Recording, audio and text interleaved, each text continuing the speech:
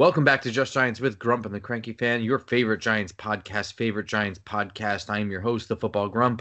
With me, as always, is Mike, the Cranky Fan, and we are back after a shitty Sunday night loss against the Kansas City Chiefs. Um, People came into this game saying the Chiefs were beatable. I thought that was a little lofty, but I actually do think that some aspects of the Giants game played this close. This didn't feel like I think the scoreboard played out like the week one loss to Washington, where it was like on the scoreboard it's close the whole game, but it didn't feel close. This kind of was like that, but it didn't feel nearly as bad. Whereas with the Washington game, I thought the Commanders were just like dropping passes, doing stupid stuff, getting penalties at the bad time. I actually think that the Giants did a pretty good job of keeping the Chiefs off the scoreboard for the most part. But this felt a lot closer to week one than week two, and we're here talking about another loss at 0-3. Another double nut punch for me weekend, Grump. I think this game, the Giants are succeeding in getting these games in the muck. This was certainly a muck game, but I also kind of felt like they were kind of controlling the muck a little bit. I mean, the game felt like, we both mentioned, wow, that first quarter flew. Mm-hmm. And this first half is kind of flown. And we both kind of felt that was to our advantage. And, it's just the same mistakes and the same issues, like how this team is prepared, what they're trying to do, the zigging and zagging, and what they're ultimately trying to do, and trying to flop around like a fish on the deck of a boat when one major problem happens they should have foreseen happening and had no plan for. It snowballs this team. And I'm going to get into a very heartfelt, frank discussion about this team about it. But this is, one of the things that, we can't recover from the simplest and the smallest of problems. And you could see it just cascades. And this is another classic example. This is losers lose.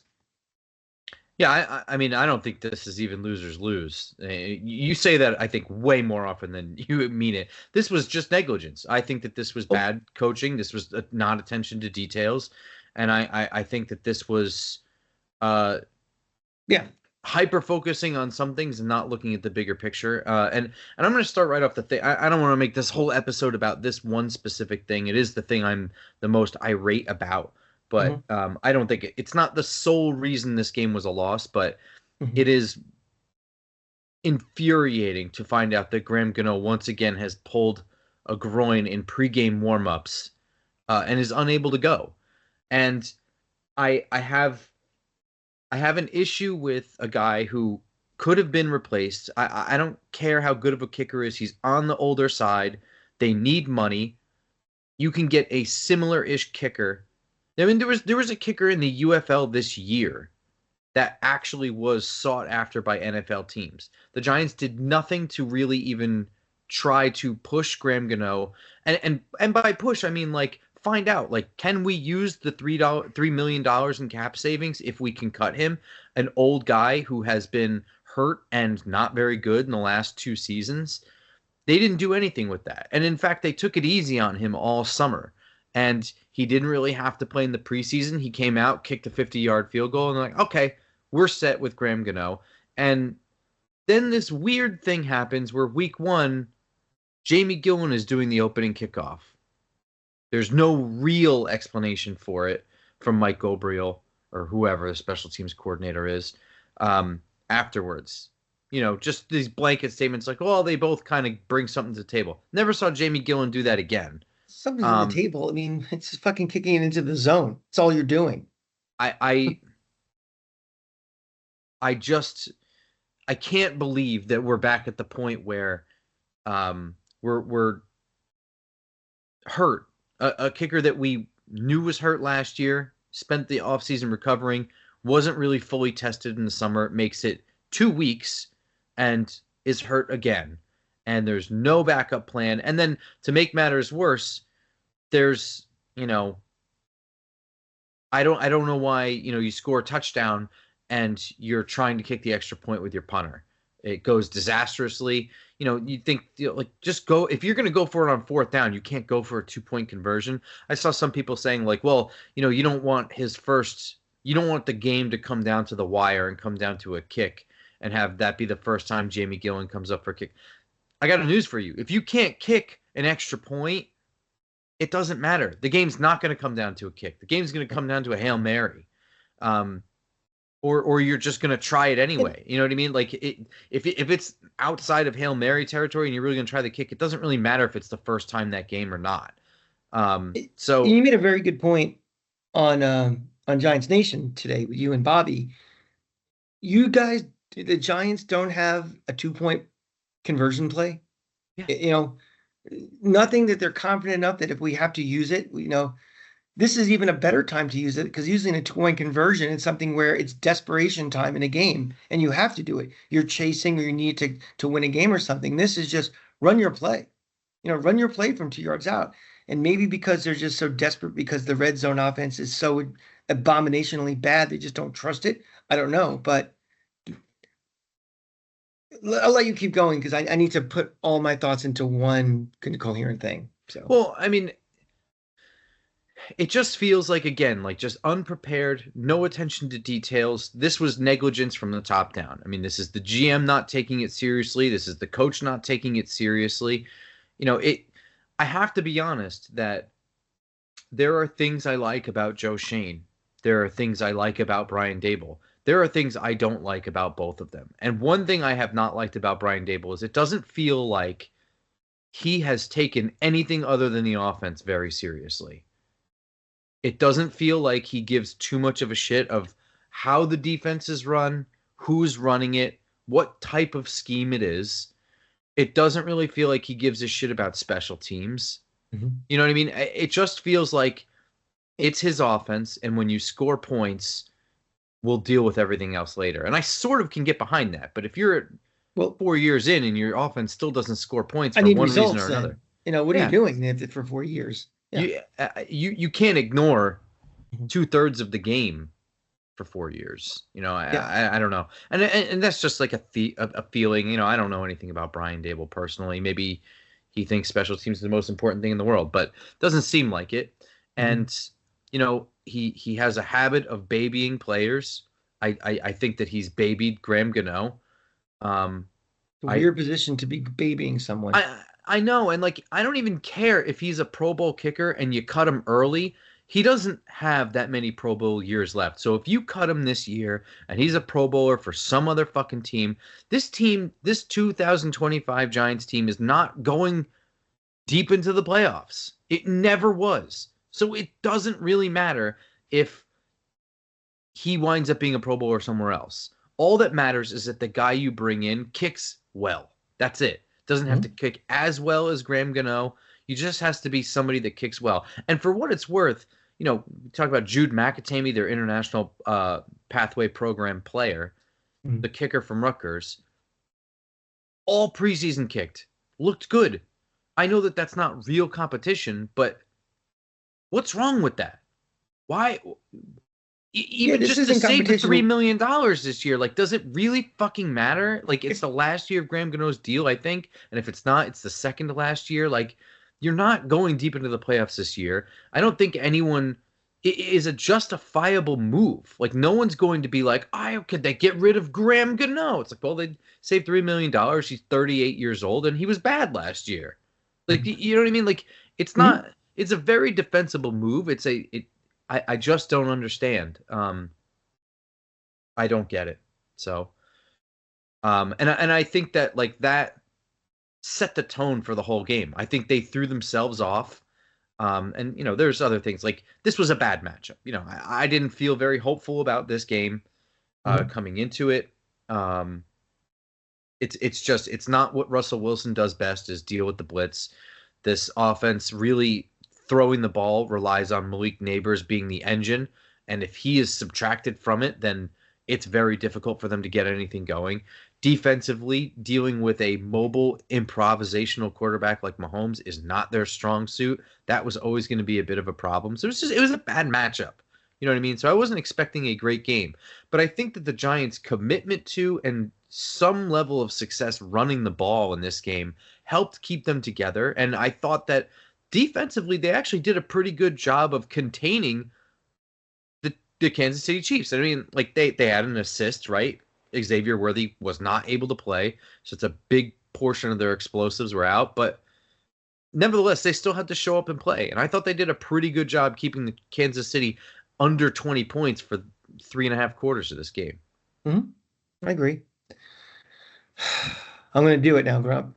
So you all know this was, like I said in the start of the show, this was a double nut kick weekend for me because, as bad as Sunday was watching my Giants, I was down in Miami and saw a worse performance by my Gators against Miami. And something, both teams are strikingly similar in the coaching staff, the administrations are both in their fourth years. We're really seeing no success at all at this point. We've been preaching patience for both, waiting for their guy, their quarterback. And two things happened this weekend that kind of made me do a real and out thinking about where are we in this Giants team, and are we on the right path forward, or do we need to make changes? The first thing was this discussion we just talked about with the kicking situation, how once again we are this organization from the general manager to the coaching staff. There's no coherence or anything. There's no planning for anything. Attention to detail is one thing, but attention to detail is the byproduct of having a plan. And all we seem to be doing is doing whack-a-mole, reacting to problems. This is a team that as soon as Malik Neighbors is contained, the passing game is gone. As soon as Andrew Thomas goes down from the offensive line's in trouble. As soon as Dexter Lawrence can't be on the field, the running game, the run defense is a problem. All these little things happen. As soon as our kicker goes down, we have to alter everything we do. Why I'm tying into Florida with this?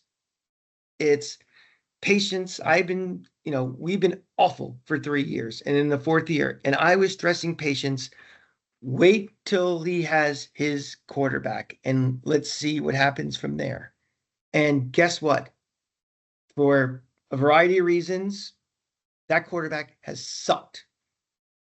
So we're spinning our wheels for 3 years, and the guy we pinned all our hopes on to this point has not been the guy. And that made me start to think, thinking about the Gators and then into the Giants, is no one player is worth dealing with, as more and more evidence shows, incompetence. And yeah, there are some things I like about Brian Dable and maybe some things about Joe Shane, but there's more and more evidence that he's not a very good coach, from planning to execution to the small things to the details to discipline to you name it. And we stressed patience last year. Well, they'll get to draft their quarterback. And Jackson Dart might be a very good starter in this league. He might even be a franchise player.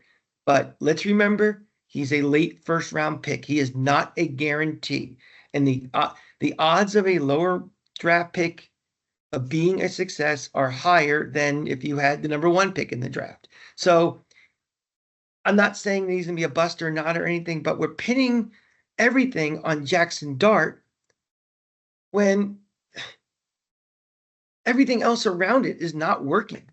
So I really think that I've not been, last year I wasn't all for firing Dable or firing Shane, stressing patience. But when you start seeing fundamental problems starting to repeat themselves, this kicker thing is a repeat of something that happened 12 months ago. When you continually see, a terrible red zone offense, you're continually seeing, penalty problems, lack of discipline, all these things. It's like we're keeping this on the hope of a player that, if you bring in someone better, has that player, or they pick someone better or something. So I think this was kind of the last straw for me for being behind Shane and Judge. And I don't think firing them today, I know they were chanting fire Dable in the stadium. I don't think that's the right answer, but I think they have lost all of their coin and their currency and their you get another chance. Well, you know, if Jackson Dart plays this week or plays in 7 weeks, it has got nothing to do with what's going to happen for the 2025 Giants. That ship has sailed for this team, you know, and I don't buy that. Well, if he has to really prove himself this year or these guys are out. I think my support for them, I think the ship has sailed for these guys. And the question is, what do we do? And I'm I'm saying I want to move on, but I don't want to overreact and do it today, if that makes sense. Yeah, I mean, sure, that makes sense. I don't know if I'm ready to have the fire Dable, move on from Dable, move on from Shane conversation yet. But a lot of the ingredients for that recipe are there. You know what I mean? Like I said, it doesn't really feel like you couldn't find two completely different defensive schemes between Shane Bowen and Wink Martindale's schemes. Mm-hmm. Mm-hmm. They're just completely different. They're not in any way aligned. There's a whole lot of attention to optics around this regime more so than the right path. Well, let's take it a step further, a step higher up, Grump. We're in year 4 of this administration. You can't tell me by watching these games in year 4 what is the identity of this team, offensively or defensively. What do they ultimately want to do? I mean, you just made my point defensively. They went from defensive coordinator A to defensive coordinator B, completely different. You know, you you know, if we're trying to build an offense in the image of what Brian Dable and Mike Kafka want to be, they bring in a quarterback in the interim before Jackson Dart is ready that is not a good fit for this offense. Like, what are you doing? Like, everything, there's no coherency and no overarching plan of what they want to do. Well, so my only issue with that is that Brian Dable fancies himself a guy who builds an offense around his players, not the other way around. So you're not going to find a cohesive identity that way. You know what I mean? When they felt like Saquon Barkley was the engine of this offense, it looked different than when they shaped it around Daniel Jones, which theoretically is different than the way they're shaping it around Russell Wilson and Jackson Dart. My only issue is that it does feel like this offense is shaped around Jackson Dart and he's not playing yet. So, with the minor exception of Dallas just giving the deep ball away and just taking it, this does look like an offense that is supposed to be taking advantage of what Jackson Dart does well, but he's not playing. But then let's get back to a coherent plan then. If that's the case, if they're trying to do an offense in the image of Jackson Dart, and he's not going to start until week 5, week 11 next year, you can't find a backup to at least try to have some of that skill set and traits. Obviously, not in the same skill set ability of a Jackson Dart's potential. They it just seemed like they kind of went star fucking, because they wanted to get Aaron Rodgers. Yeah, but maybe you have the timeline backwards. Russell Wilson was signed first. Okay, but so we signed Russell Wilson, then we draft a quarterback, then we decide to change, try to tailor an offense based on the guy who's going to be there in the future. That doesn't seem like that doesn't sound like solid logic to me. No, but that's what that's what happened. That's one of the things you have to put in the ledger of what the fuck is this team doing? Yeah, I mean, I don't really know what you do if you feel like Jackson Dart is only like 6 weeks away from starting. To be fair, because you really shouldn't be having a fire head coach before week 6 anyway, or week 7 anyway. And I'm not asking to fire him. No, I know that. Yeah, I know that. Yeah. But if you're tailoring an identity or whatever, if you feel like it was like, well, this guy, I'm starting him by week 6 or 7. I think he's going to be ready by then.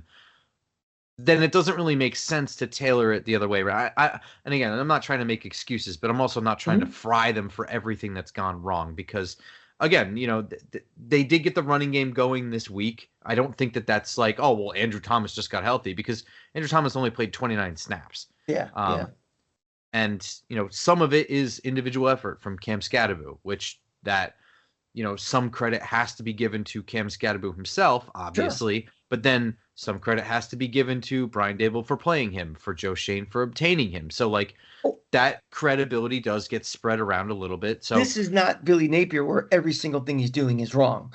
This is, I mean, like we said, you said it and I said it. We like some things that they do.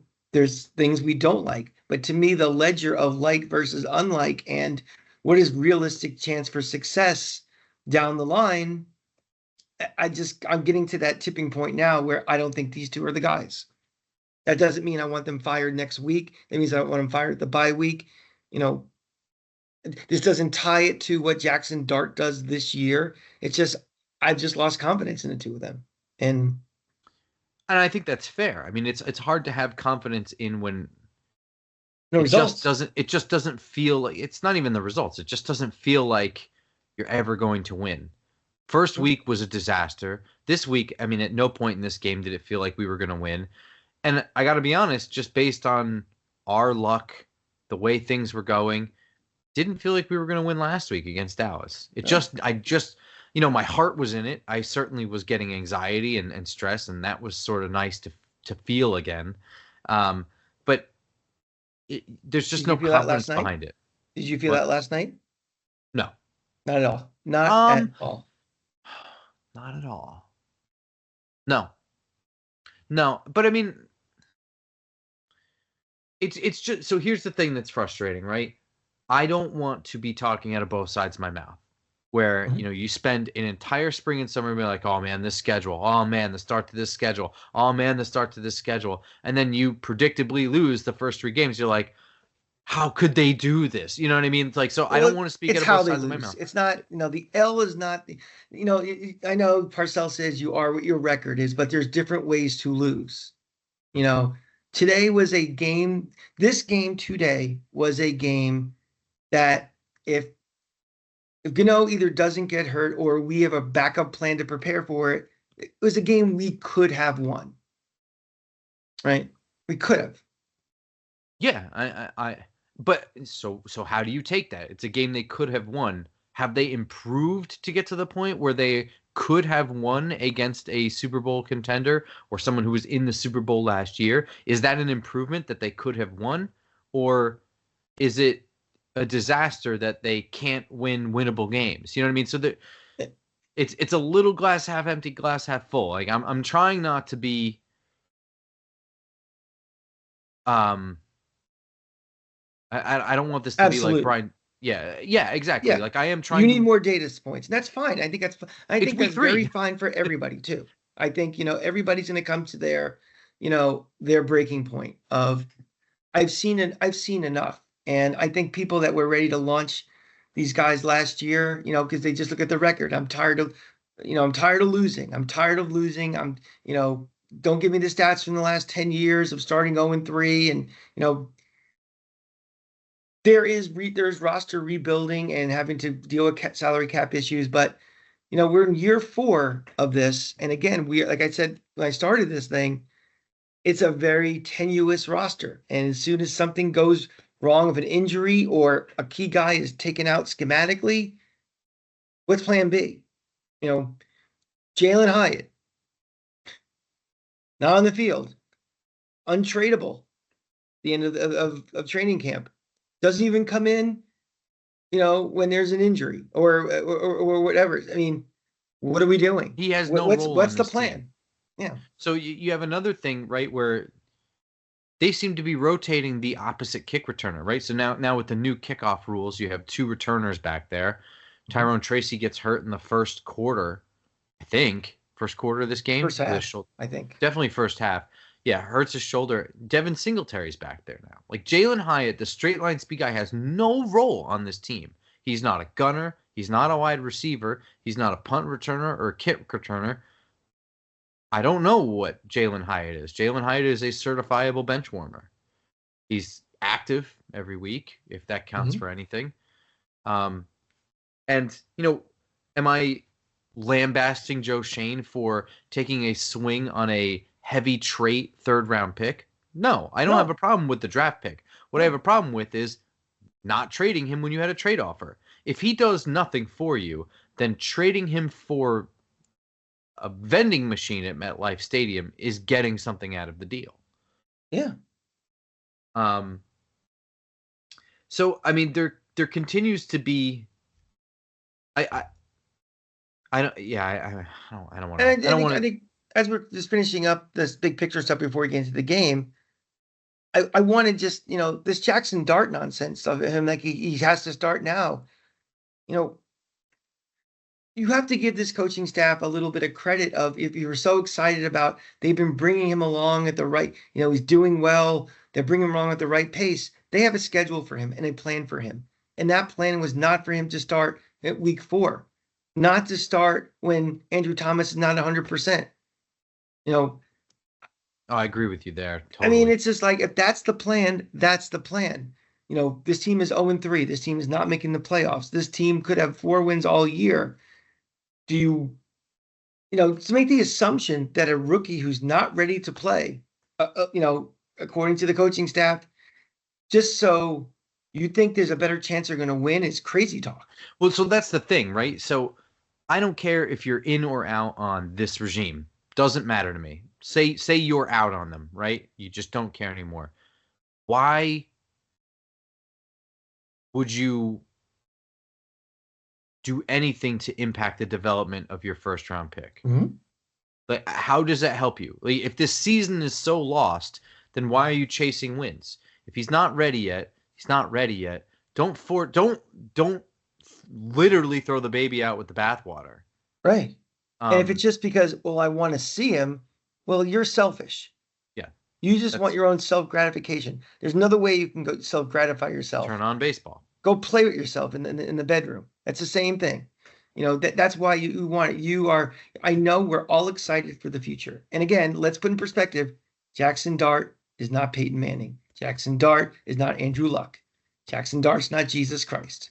Jackson Dart is a semi project who wasn't ready to start on week 1. Yeah, So, and the other thing too is that like I feel like it's a completely fair opinion to be like, I don't want Brian Dable as a head coach, but I do think he's good at developing quarterbacks and being mm, like, I want him to develop this quarterback, and then I don't want him on this roster anymore. And that's not to say that a quarterback gets developed in 1 year or anything like that, but um, you know, yeah, I I don't want to make this whole thing about the big picture stuff though, but all important conversations and things to think about. I do think that we're going to be seeing Jackson Dart fairly soon. Um, just a gut feeling. I'm not saying next week. I'm saying soon in the early half of the season. and what do you feel about that? Because I you're not a I'm out for a pound of flesh. I'm not in for self no, but I mean, gratification. How I do you think feel? I think the signs for that, me saying that is not a reaction to this game or last week or the week before. All the summertime signs are pointing towards that. Mhm. So so I feel that way because I feel like they think that way, which is what I guess I wanted. I wanted them to put him in when they felt like he was ready. And that's what I want. I want him to put him when they think he's ready, not trying to chase a win. That's the worst case. I think that's even worse than getting the fans off your back. I just trying to chase a win.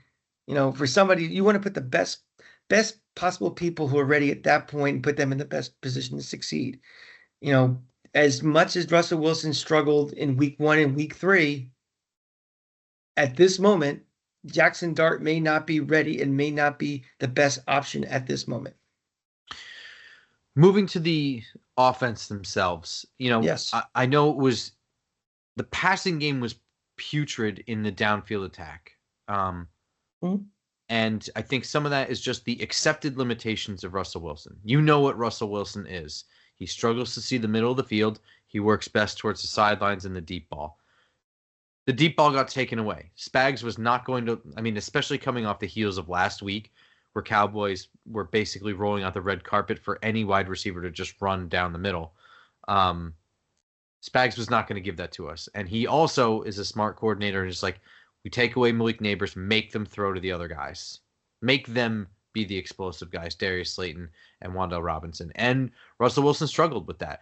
Where I do think that they made up for it was, some of this is just Russell Wilson, his normal check down stuff, but putting the ball in the hands of Cam Scadaboo. And I thought that was a good idea anyway, because this is a defense that likes to blitz. And a lot of times when you blitz, you are putting a ton of one-on-one situations on the field. One-on-one blocks, one-on-one coverage. Everything is one-on-one. And guys that make a career out of breaking tackles or eluding tackles are the guys you want with the ball in their hands. Mm-hmm. And Cam Scadaboo is a guy that is going to be making his career breaking tackles. So he really if we're gonna give out stars and farts, star for the game to Cam Scadaboo. Thought he played a pretty electric game for a 3-game rookie. 100%. 120 all-purpose yards, 60 rushing, 60 receiving, and a touchdown. Mm-hmm. I want to go back to Neighbors for just a second. Now we get it. They wanted to take away the deep pass, and they wanted to take away Malik Neighbors, but he was basically a non-factor, and he was a negative factor on the interception in the end zone, where we felt he didn't even make an effort. Do you have any concerns with him at all that he can be taken completely out of a game like that? I mean, this is not the greatest secondary of all time.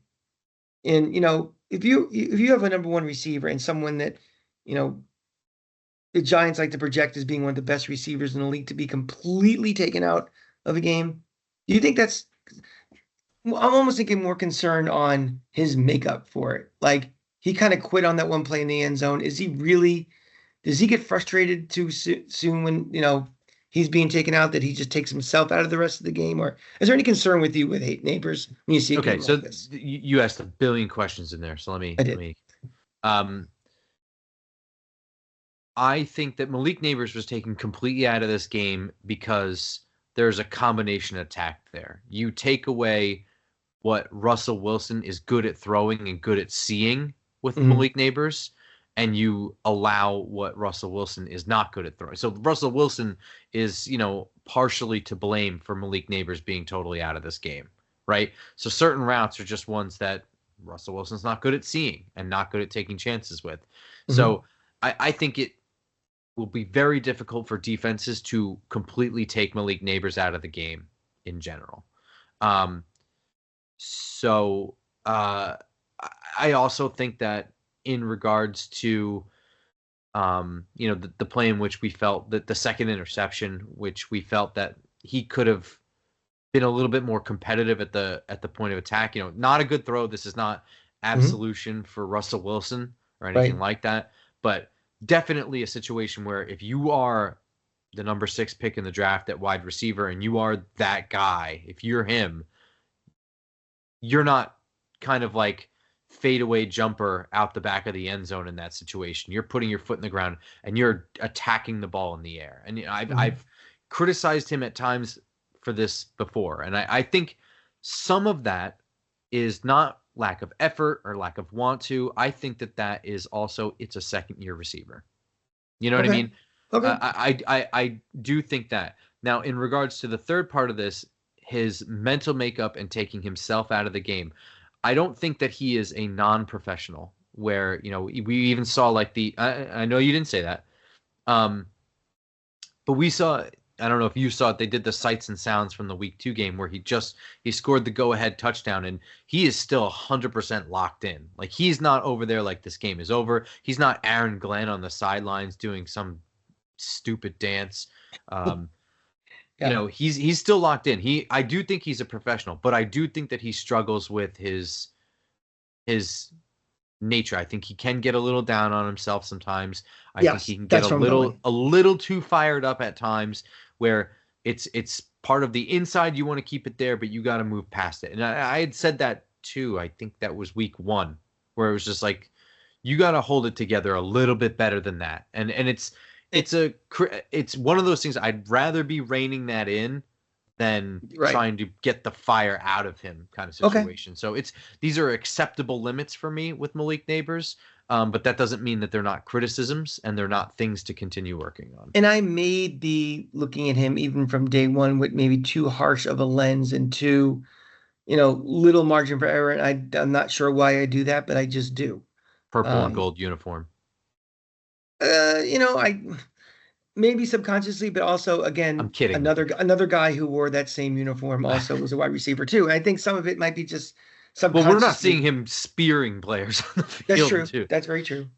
Um, I you know I hate to be like the not flamethrower. What's the fire extinguisher? I hate to be Mhm. the fire extinguisher on the fire Dable. This team's a mess. I can't believe this offensive performance thing. But I can't in all good conscience be like, you know,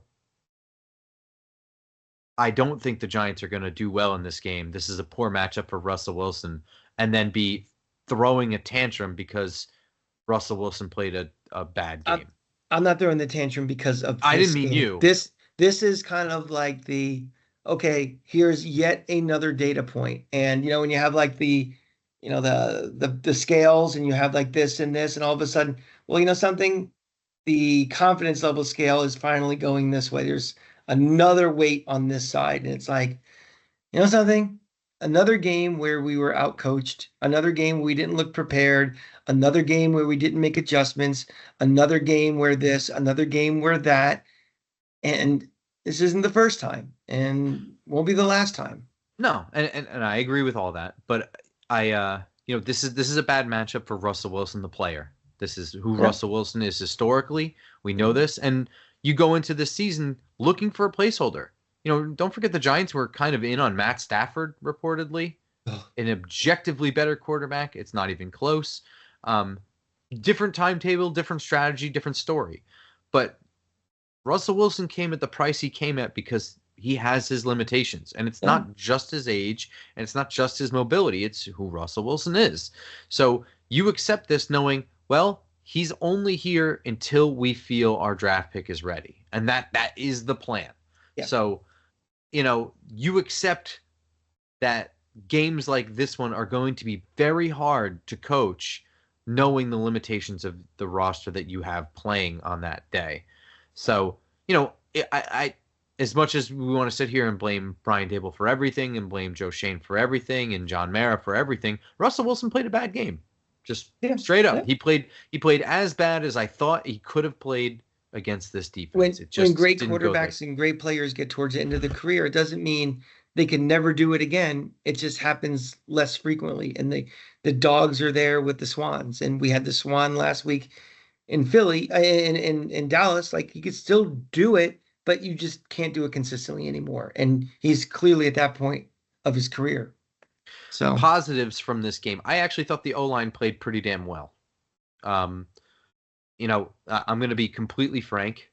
I have been awake since 6 a.m. Sunday. It is so some currently delirium talking now. 11:15 p.m. Monday. So I will admit that I did not watch the All 22 to break down the offensive line. Now, our perspective in our seats at MetLife is oftentimes just slightly off center of behind the line of scrimmage. Mhm. So we are an end zone seat just a little bit off. Great views of pocket pressure. So it didn't feel like, Russell Wilson is not great at avoiding sacks. There was a couple where it's like, he's the polite way to say is that he's good at protecting the football. So he will get rid of it quickly when things break down. He will avoid rushes, throw it away. He's a lot Um, like Aaron Rodgers right now. but he only took 2 sacks. Hmm? So I thought the offensive line played pretty well. It's back-to-back weeks where I felt that the offensive line played pretty well. You had Andrew Thomas on a pitch count. Marcus Bowe came in there. I thought he performed admirably, not Yep. super, but admirably. And I don't think that the It's a good offensive word for line it. is a reason that the Giants came out on the bottom on this one or had a bad offensive performance. I even think that run blocking, I thought, we were watching them from behind. There were some 2 inside zone runs with Tyrone Tracy. We were like, I think if he cut that back sooner, he'd still be running. Yep. We both Um, said it. Yep. which is less of a, critique of Tyrone Tracy and more of that was a big asshole. You know what I mean? Pat on the back for the offensive line. So and the running game did show up in kind in this game, and some of that is Cam Scatterboo being Cam Scatterboo, but Mm-hmm. um, positive there. I mean, I think just the fact that there was no explosive play to be found when they tried to force some explosive plays and it bit them in the worst way with picks. Um, there just wasn't an explosive element to this offense in any regard. And the passing game itself was extremely thin. And then a super fart to me was just the red zone in general. Was Yeah. just Oh, yeah. And it's yeah, been that way. yeah. And it just really exacerbated last night. That running game is playing well. You have a battering ram, and I don't know, just it's just been it seems like it's been a problem since even when Eli was here. Just the red zone offense of this team is just not good. And it just doesn't seem like it's ever going to get any better right now. Could you see a Jackson Dart jump pass? The parallels, don't kill me for this, but the parallels with him and Tebow are pretty similar. The guy, they wanted to come off the bench. He came off the bench. He basically did running plays. He was like, when is he going to throw it? When is he going to throw it? And what made Tebow kind of famous? A jump pass. So, yeah, that thought actually kind of has crossed my mind. That's Something funny. like, we're expecting a run and all of a sudden, whoa, what's this? So, yeah, I can certainly see it. I mean, on that Cam Scatterboo touchdown, that would have been a great 2-point conversion play. Anyway, Yeah. I don't think there's much else to talk about on the offensive side of the ball. We want to switch to the defense. Yeah. Again, another one where I felt like a good portion of it was looking good, and when it looked bad, it looked bad. Unable to bring down Patrick Mahomes. This is a similar situation and a similar feeling I had to. I was like, well, we're playing Jaden Daniels week 1. This is a bad matchup. And you could just see it, like Well, trying to think, like, how do you think this game's going to go? It's like I can picture them, 2 guys grabbing Patrick Mahomes, and then one falls and the other one's trying desperately to hold on to his jersey while he runs away for 25 and, yards. and let's be fair. I mean, Patrick Mahomes he's probably the toughest quarterback in the league to come down anyway. We've seen, he has a lifetime highlight reel of getting out of situations like that too. So the bar is very high with Patrick. They're trying to take down Patrick Mahomes. I think, while we didn't have the sack numbers or the knockdown numbers, that we probably would have liked, but I think we got him a little more uncomfortable than he probably wanted to be. And Oh, I just totally because agree. and just because he's still one of the 3 best quarterbacks in the league and probably the best, well, him and Josh Allen of just improvising and making things happen out of nothing, that's just a credit to him more than anything. Yeah, I mean, this is supposed to be the premier quarterback in this league, and they held him to 224 yards passing. He was the leading rusher on this team coming into this game. They held him to 5 yards, 2 Yeah. yards Yeah. on 2 yards on 5 carries. Thought there was some discipline. We saw some good discipline. I am not here to say that the defense played terribly, but where they fell apart was they didn't bring him down when they had him dead to rights. They failed to sustain long, like second and third and long to go. Mm-hmm. They failed to like prevent those from being converted, and they continued to make bad penalties in the secondary at the worst times. Yeah. I'm not going to make another episode about the officials, the Drew Phillips. Just watch around the league. You know how we feel. Just Yeah, but I mean, just watch the buck. the Drew Phillips defensive pass interference that set up the field goal just before halftime. Notwithstanding, I thought the officials were pretty fair and called a good game. So there was none of that really to speak of. I thought You know, Agreed. I know, of course, I said that someone's be like, oh, they missed the false start on the one play and the face mask on Cam Scadaboo, and you're right, and I'm not saying that. I am saying most officials will miss 1 to 2 calls in the game. They just didn't over flag or over officiate anything in this game. I They didn't let him think. play. That's kind of what we really, that was the theme of our discussion last week, and I think we saw that a little more this week. Yeah. Um, Defensively, I think I got frustrated where, this is the third week now where I feel like turnovers were just left out to dry. Another dropped interception from Paulson Adebo. Hmm. There were 2 backwards passes. One of them, Bobby Okereke and Dane Belton had a shot at Well, recovering. You know, I don't really know what Dane Belton was doing, but Bobby Okereke was trying to score a touchdown. that was gonna be. I almost want to give him a fart for that. It was just, his team isn't good enough to squander opportunities that are gifted to you, and just fall on the freaking thing, just recover it. And I don't know if that's just thinking you're going to get on Sports Center for highlights, or is there a distrust with the defense that they have to create something out of nothing because You of know the what I think offense? that I don't is? know. I think that's 0-3 right there. Yeah, That's a play, and I could be wrong. This could be as simple as they're not teaching the details, they're not teaching the correct things in practice. but isn't that Um, something you should learn like in junior high football? so I've made this point before. Fundamentals in football are things that you can't just like ride a bike and forget about it. I know how to ride a bike now. Fundamentals must always be worked on, in my opinion. Yeah, that's It's fair. wide receivers continue to work with jug machines. They didn't forget how to catch. It's just you got to keep doing it. It's got to be retained muscle memory. Always be doing, always be doing. And Hmm. the fact of the matter is, there just aren't enough fumbles where you're in position to fall on the ball immediately to practice that. Just as, I'm practicing football, therefore I will know what to do when the ball's on the ground. What I think that is that's a product of losing. When you don't lose constantly forever, you're not trying to make 120% out of everything. You just take what's given to you.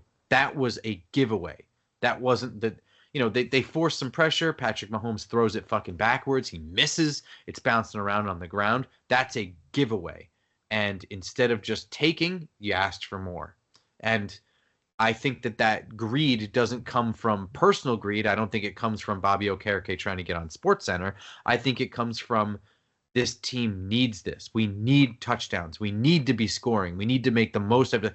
You don't need to make That the was one of most the out of things I everything. You said. just need to take what's there. The defense feels like they have to take ownership of this team because the offense isn't pulling their weight. Yeah. Yeah, I mean, I think so. But again, the defense has now dropped 3 interceptions in the first half of the second game. I'm talking about the They Okereke play specifically. I know, but I Yeah. mean, the defense needs to worry about being the defense, I think. Right. Um, uh, and I think that is a product of losing. And remember, Cordell Flott dropped an interception on like the first play of week 1 off of Debo Samuel. Jaden Daniels threw it right into his hands.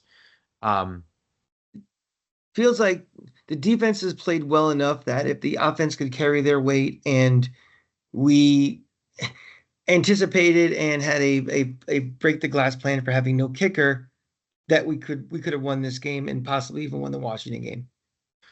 yeah. That's all you Well, can really ask for your defense. Put your defense in a position to win games. They shouldn't have to be leaned on to be perfect. They have to be good enough to be in the best position to win games. I think they're kind of doing that. the fact is though that it's just been gross to watch. You know what I mean? The It's offense couldn't do anything of any sort of excitement level last night. The defense, nothing sucks the wind out of a crowd more than having a whole crowd up and banging on seats and screaming on 3rd and 25 and giving up 26. I mean, that is or like, how about third I'm and not 25 standing and a up for the next 5 yard third down. holding I'm not penalty going or to something. cheer. Yeah. Yeah. So I think both sides of the ball, they looked ugly at the worst moments. Um, and I mean, to not be able to kick an extra point or not be able to kick a field goal and have to go for it on 4th down from questionable It, play it, points on the field and points in the game, that again is just another thing that just sucks all the enthusiasm out of the crowd. And then trotting out the kicker who supposedly is too injured to kick an extra point, having him kick an extra point later, just adds to the overall confusion of everybody of like, what are we doing? You know, he couldn't kick in the first half, and now I thought he was when he came out there. I was thinking he was inactive for the game. I didn't realize he wasn't. Just whack-a-mole, just just playing whack-a-mole. I Yeah, I mean, it feels silly to be like opening this show with like Brian Dable and Joe Shane have really shit the bed. We're moving, and then try and be like talking about the positives.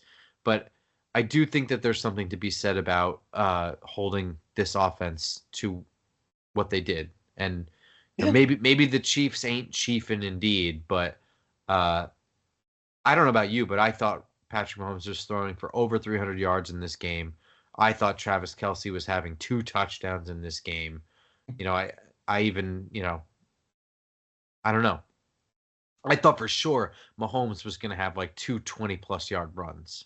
I thought we had when we mentioned before how fast we thought the game was going, and we're getting close to halftime, and it's just like we've shortened this game, and when you shorten a game, one play can change everything. And to again, I think we're kind of controlling the muck. These games are ugly; they're not fun to watch. His Grump is about to fall asleep. I'm hanging in there. I You, know. you know what it is? He's actually watching the replay of the game right now, and it's just like the best no sleeping aid he can possibly have. I don't know. I mean, we're going to have an incredible amount of noise this week. Dable didn't shut the door on Dart starting, so I was in the car this morning, and unfortunately, I put the fan on, and you can hear the discourse, and it's going right to the gutter. And just as Giant fans, But we were in the crowd. oh yeah, I mean, the public sentiment was in the gutter. yeah, yeah.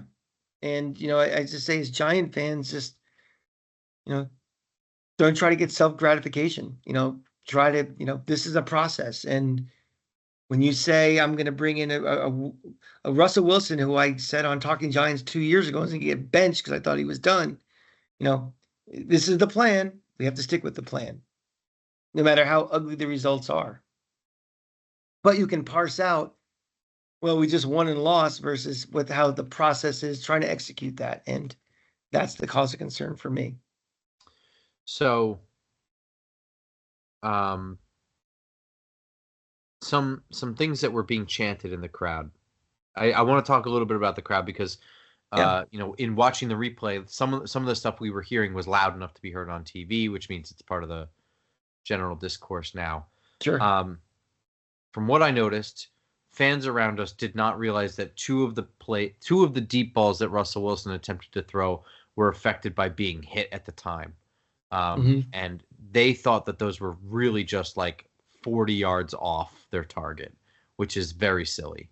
Um, but if you think that, and then you take the rest of the game in context of throwing the ball away on 4th down, the end zone, the first pick to Wanda Robinson, especially the second pick to Malik Neighbors, which wasn't a good throw either. You put all that together, completing like whatever it is, like 5 passes to wide receivers and the rest all the running backs God. and checkdowns. It's easy to understand why the crowd is chanting for Dart. Mhm. Um, I This team isn't any better right now with Jack. If your overall goal is you want wins, that's not your answer. No, yeah. If your overall goal is I want the future to start today, what you see may not be what the future holds for you with this quarterback. And the other thing to mention, we do mention this on the show all the time. Night games do not bring out the standard Giants crowd. Oh It's God. a drunker crowd usually, or a more apathetic crowd who leaves after halftime because they have work in the morning, or it's a bunch of opposing fans crowd, or it's just a more casual crowd, one that doesn't follow the sport very, very closely, Right. or the team very, very closely. We do talk about that all the time. I do think that that factors into some of the chanting. Um, Yeah. And but don't we especially have one more now, star to hand out? and especially now where the secondary market is so soft with Giants that you're starting to get crowds like you saw back in the old days in the old Giant Stadium where, you know, you could say, oh, the Giant fans are more corporate now because the tickets cost more, but when your tickets go down in value and anybody can get in, you're going to get those people come in. And Don't we have another star to hand out, Crank? In regards to oh, all this? oh, for Gary? Yeah. Yeah, you know something? One guy who did show up, our man Gary from section 124, one of our you know, made the rare Sunday night trip to the Meadowlands and stayed pretty late. So, in a season that might be just a grind and we can't wait to end, that's a shining star. And not only does he get a star in my book, I may nominate him for the Ring of Honor for showing up Sunday night. So good job, Gary. Yeah. Um, Not that he misses out on night games, but it was nice to see our friend Anthony in the crowd too. Yeah. Funny story. Um, there was a moment where the first Patrick Mahomes backwards pass that resulted in an 8-yard loss that Brian Dable had to challenge felt like that meme of like the one guy standing up with the controversial opinion and the balls to say it, Mhm. like, whatever. Me and Anthony are the only ones standing up in a crowd of like 90,000 people, like, the pass was backwards, and like standing up and like shouting it. And like I just stood up and like, just like rage bubbled up inside me, and I just, you know, my body acted and my the words came out, and then I realized what was happening, and I like heard an echo somewhere, and I look over and there's just one other person It's standing, and it's Anthony. it. uh Good work. He gets a star yeah, too. yeah, exactly. Gut feelings on the upcoming Chargers game. I'm going to hit you with just rapid fire questions on that before Go we ahead. head out of here. Good. Does Jackson Dart get the start? No. Okay, I agree. Does Andrew Thomas start? Yes. Does he play the whole game? No. Interesting. I'm going to say yes and yes. I do think he's going to play Because the I whole game think next week. because I think this game might be out of reach, and I think I think they're going to be like something, but there's no point right now. They're gonna. It's a convenient way to kind of build him up to playing 60 minutes. Okay. Um, I guess that answers my next question. How do you feel about the game itself? Are we in this game? Is this game just long over? Are we winning this game? I feel like this is a team kind of teetering right now. I feel like you know I get a sense there could be a potential defense versus offense thing in this locker room. And I know it's really early, it's only week 4, but again, players hear the crowd. They can say whatever they want, but they hear the crowd. They hear the Oh yeah, booing, they hear the Jackson Dart, and they don't have the patience like fans. They're like the fans. They need to win now, especially them. Their jobs are on the line. And their positions on this roster are on the line. And I think that the fact that Russell Wilson is still going to be starting, I think we're going to see a lot of the same problems with this offense that we've had in the bad Russell Wilson games so far this year. I think you're going to see that kind of bubble oil over, and I think this is the first game where it's not like we're in the muck and we're trying to stay and compete. I think this one just gets ugly. I think we lose double digits, and not double digits like 10, 12, more like 20 something. Cranky taketh away. Um, yeah, I hate to be the eternal optimist, but I do think that they can hang in this one for a little while. Um, A little while's fine. yeah, That's- I'm trying to think if I feel strongly enough to make a statement on if they're just blown out of this game. I don't think that they are. I think that it doesn't feel good, but scoreboard, it does feel it is mathematically close. I'll say that. Okay, you don't give your prediction now. I mean, everybody go listen to Giants Nation with him and Bobby, and he'll give his prediction later in the week as a tease. But Yeah, but I mean, just these were gut feeling answers, and my yeah, gut feeling is that we this didn't is prep going to for be this another part. one Yeah. that doesn't look great, but scoreboard wise, it is still a fairly close game. What's your take on the Chargers, just overall? Oh, I think they're good. I think they're well coached. I think it's a strong offense.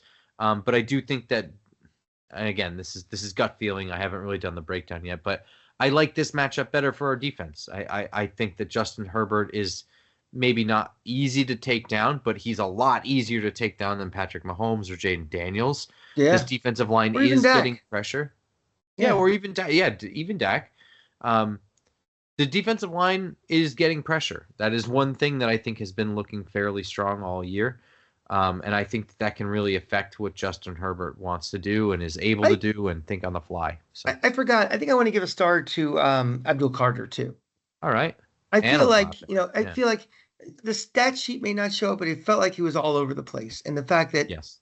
the coaching staff has the confidence to line him up all over, some places out of necessity, and just that says a lot. And the sacks will come, the hurries will come, the hits will come. I just think that you're seeing the seeds of a guy who's going to make a real difference on this defense. So I'm going to Had give him had a a star. tackle for a loss and quarterback hit in this game, Yeah, in addition to four other tackles. yeah. Three other tackles. Hmm. Um, yeah, I'm pretty pleased with Abdul Carter and what he's done with this team. Hmm. Um, I think that's going to do it. I will be on later tomorrow, Wednesday. I'll be on Giants Nation Show with a mailbag. So get your mailbag questions in. Follow Giants Nation Show on Twitter to submit those, or Bobby Skinner. No, dude, follow Jason. Follow them both. Follow Bobby Skinner and Follow Giants Nation everybody. Show. Yeah, but get your mailbag questions into Giants Nation Show, and has a chance of being answered by me. And then also will be Follow live this on dumb show too. Friday. Well, yeah. Yeah, yeah. If you're not already, right? Like and subscribe. Tell your friends. Um, Friday I'll be on doing the preview show with Bobby, Giants Nation Show, and you and I will be at MetLife again Sunday, 1 o'clock, Yeah, we'll be there early, so we'll be hitting a couple of tailgates. wandering around. Yeah, L16ers will be out there this time for sure. yeah. If you Um, guys are still there, we didn't skip. You guys packed it in before we got there. yeah, we're just late. Yeah. Um, but we'll be around, and we hope to see you guys. Until then, go Go Giants. Giants.